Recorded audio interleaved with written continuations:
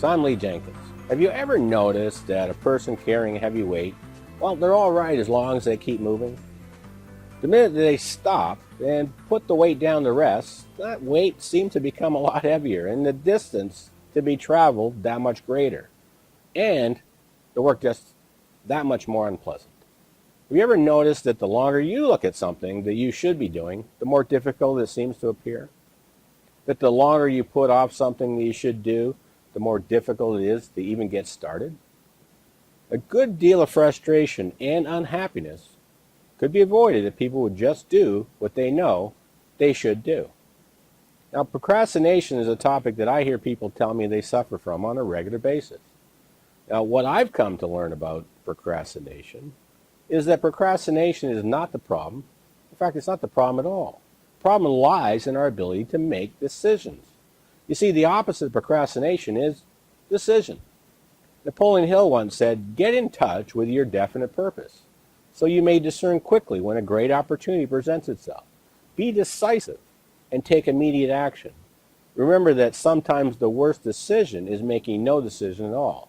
Don't allow self-doubt to stop you." So let's take a moment and let's take a good look at these 6 reasons why people procrastinate. Number 1 is being bored. We all have a tendency to feel less than enthusiastic from time to time. Work can often become very routine. We find ourselves just going through the motions. Now, many entrepreneurs go through this. They find that after the initial thrill of launching a new business wears off, they need a new challenge, something that keeps them moving. So how do we fight the lack of forward movement? Well, first, we must recognize that we're bored. Be conscious of your feelings, your falling energy levels, and your lack of desire to finish the project. You may feel tired, and yet you're not even doing much in the way of physical activity. Successful entrepreneurs will maintain their excitement by constantly going after new and bigger opportunities. They raise their level of expectation by never being satisfied with routines that don't create a challenge. They thrive on taking new risks and the possibility that they might hit a massive home run. It's that uncertainty that makes it so appealing. The second reason we procrastinate is when you're overwhelmed with work. People procrastinate because they let things pile up instead of handling one task at a time and taking each task to completion. This could start with one little thing that doesn't get done on time, or maybe you just plain didn't want to do it. The next thing we know, something else comes along and you postpone that one as well. Now you have 2 things to do. Individually, neither one seems too big to accomplish, but together, they're going to create a lot of resistance and you end up procrastinating on both of them. After a while, you have a growing list of half a dozen items build up. And procrastination at that point is going to rear its ugly head. It's going to start to control you. There's going to seem to be so many things to do that you become overwhelmed at the thought of even starting. So you just plain don't do any of it. Now, the third reason we procrastinate is because, well, maybe our confidence has slipped. This is where fear and doubt will join forces to hold you back. They'll start to paint vivid negative pictures in your mind. But understand this, most of the things that you fear are never actually going to happen. So procrastination really is equal to the level of your doubt. So don't allow doubt and uncertainty to take away the power that you have. Remember, it's more mentally tiring to think about what has to be done and all the things that might go wrong than it is to physically do the job itself. Now, people who are decisive and who move quickly from one task to the next, they do it because the thought of having to do it later creates more pressure and more stress in their lives. Now, this brings us to reason number 4, a low self-worth. Now, it's important to understand this is entirely different from a temporary lull in your level of confidence. People with poor self-esteem often develop the habit of sabotaging any potential success because in their minds, they don't deserve it. They might be holding on to some type of negative belief system or perhaps a traumatic past. Now, the best way to kill an opportunity is to avoid taking it. And a person with low self-esteem will come up with all sorts of excuses to avoid taking the first step to a better future. Sometimes they will actually be moving forward and doing well. The goal could very well be within easy reach, but then all of a sudden, they'll drop the ball for no apparent reason. This is something that's happening to you. I suggest that you take some time, some real time, to investigate the source. Now, the fifth reason we procrastinate is that maybe we aren't doing something that we actually really like. We don't really enjoy it. But there's two sides to that dilemma. First, all of us are required to do certain things we don't necessarily enjoy. That, unfortunately, is one of the rules of the game if you want to become more successful. You may not like it, but that's the way it is. Now, for example, you may be doing paperwork or bookkeeping. I can certainly relate to that one. But it is hard to completely avoid the task, even if you're really good at delegating. Successful people do the things that unsuccessful people don't like to do. You'll find that they don't enjoy doing certain things either, but they go ahead and they do them anyways. This is the fundamental point, one that you need to fully understand. The other side of this coin is that you may be stuck in a mediocre job or career that doesn't allow you to use your greatest abilities. If that's you, then start looking for an opportunity to allow you to expand your talents. Life is way too short to be stuck in work that you don't enjoy. Find the type of work that will stimulate you and give you energy. Why stay in something that's sucking all your energy away? Now, the sixth reason why we procrastinate is because, well, maybe we're easily distracted or you're just plain lazy. There's not much that you really can talk about here. Let's be honest. If you avoid taking action and rather put your feet up every night and binge watch Netflix, there's not much chance that you'll be living an abundant lifestyle anytime soon. Here's the bottom line. Success takes effort and consistent, focused activity. Laziness, never part of the equation. The greatest achievers are those who see opportunities when they present themselves. These are the individuals who do not have self-doubt, but they have self-confidence. You must develop the confidence that is needed to take on any job or any assignment that might seem overwhelming at first. Let's put it another way. You must have faith in yourself. The subject of decision-making, properly understood, contains as much, if not more, potential for good than any other lesson that you could be studying. Mastering the ability to make effective decisions quickly will create for you what most people would consider to be an absolutely phenomenal life. Decision makers are the ones who go to the top, while those who do not make decisions, the ones who procrastinate, generally go absolutely nowhere. You know, you can virtually eliminate conflict and confusion in life by becoming really good at making decisions. Decision making brings order to the mind. This order is then reflected in your outside world, in your results. Realize that no one can see you making those decisions, but they will always see the results of those decisions. James Allen said it perfectly when he wrote, "We think in secret and it comes to pass. Environment is but our looking glass." A person who never develops the ability to make decisions is doomed, because indecision, which is often viewed as procrastination, sets up internal conflicts which can escalate into an all-out mental and emotional war.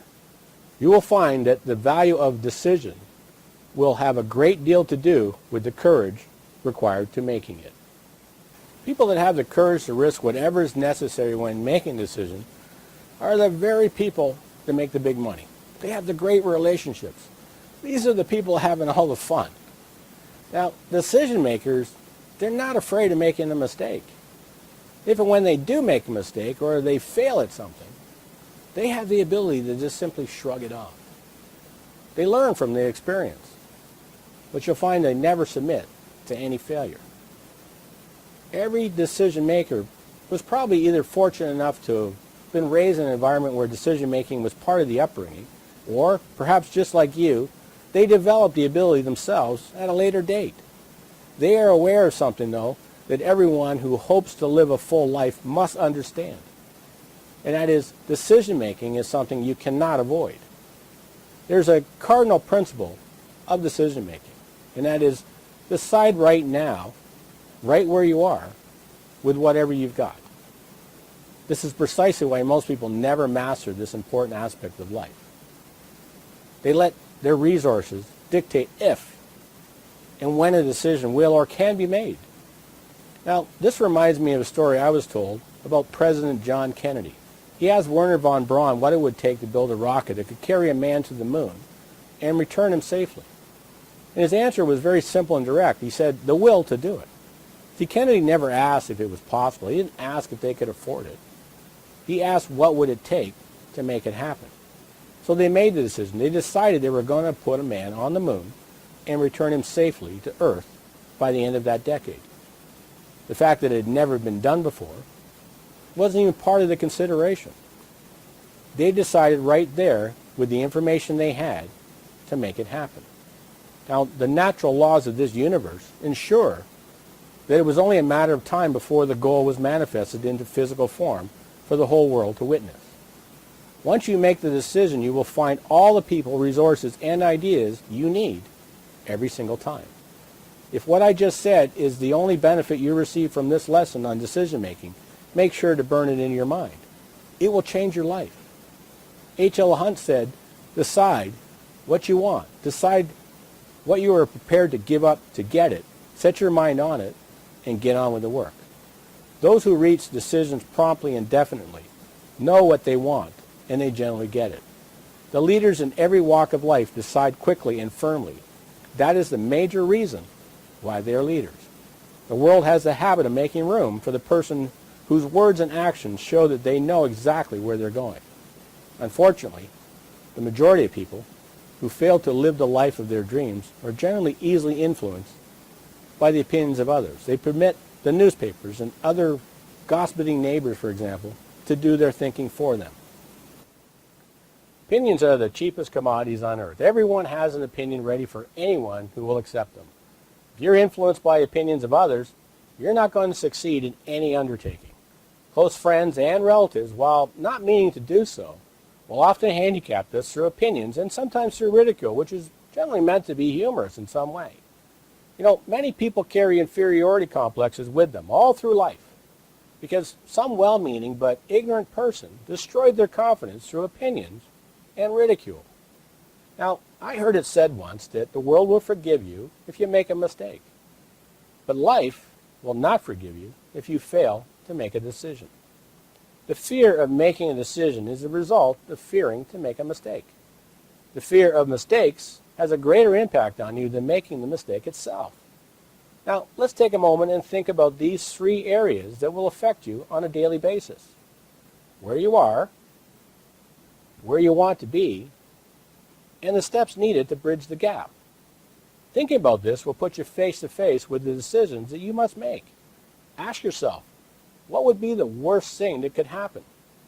And think, how much more beautiful would your life be if the best thing would happen? Now, this by no means eliminates the risks that you're going to have to take, but it does generate a more prepared mind for a more productive attitude of action. It also helps you become aware of some of the obstacles that you're going to have to eliminate. Now, I've said this already. Successful people make decisions quickly and they change their minds very slowly, if and when they change them at all. Your personal power is moved into action by making a decision. Now, here's a 4-point formula to help you with making major decisions, and it's referred to as the ta-da formula. T is for thinking. Taking time for reflection is essential. Reflective thinking allows you to pause so you can consider all your options. Ask yourself, will this help me accomplish my major goals more effectively? Why do I want to do this? What specific benefit will I gain from taking this course of action? What is the downside if it doesn't work? How much time will this really take? The more conscious control you have when making a major decision, the less likely you are to make a mistake. Take time to think. Now, the first A stands for ask. Ask excellent, focused questions. Find out all you need to know to make an intelligent, informed decision. Ask other people, your mentors, or people who have specific knowledge and experience in this area. The more important the decision, the more time you should take to check everything out. Now, that doesn't mean analyzing it to death, though. Once you have gathered sufficient information from as many sources as needed, you're ready for the next step in this formula. And that is D for decide. Take time to visualize the negative consequences if you don't make a decision. Compare them with the positive benefits of moving forward. Then go ahead, make a firm decision about what you're going to do. Making that decision is half the battle. You'll find The chronic procrastinators will lead lives of discontentment because they won't make a decision to go forward. Continuing to sit on the fence can be very uncomfortable. And be careful, you may actually get stuck there and unable to get off. The fourth part of the TDA formula is ACT. In the first part of this formula, we did some reflective thinking. In the second part, we asked questions and gathered as much information as necessary. Then in the third part, we made our decision. Well, now it's time to act. This is the most important part of the TDA formula. Many people go throughout their lives in the ready, steady mode, instead of the ready, steady, go mode. You must go. You must move into focused action. Take the first step, and you'll find that gradually you'll start to build momentum. Remember, the big rewards in your life will only materialize when you start doing. This is a very important lesson. And just like all the lessons in this program, I highly recommend you spend a great deal of time reviewing it over and over and over again. Real change is going to come from a committed and willingness to do what is necessary to live the life of your dreams. Review your power guide as often as possible. Take your time with the questions. Make sure you really think carefully when you're working on the answers. Now, you'll also find that I've included in your power guide the chapter on decision from Napoleon Hill's book, Think and Grow Rich. I highly recommend that you make a habit of reading that chapter every single day. Do it for 90 days, and I promise you that you'll never procrastinate again. I'm Lindsay.